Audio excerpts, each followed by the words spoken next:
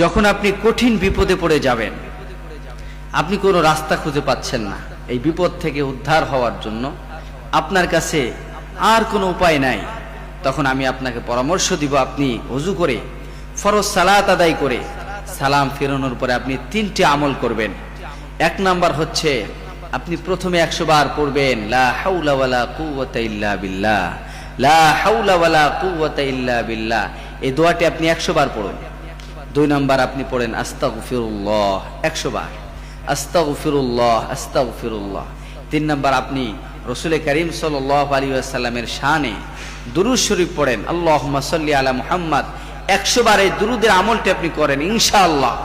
এই তিনটি আমল করে যদি আপনি আল্লাহ সুবহানাহু ওয়া তাআলার কাছে দোয়া করতে পারেন, আল্লাহ সুবহানাহু ওয়া তাআলা ইনশাআল্লাহ আপনার সমস্ত বিপদ, সমস্ত মুসিবত, সমস্ত পেরেশানি আল্লাহ তাআলা আপনাকে দূর করে দেবে ইনশাআল্লাহ।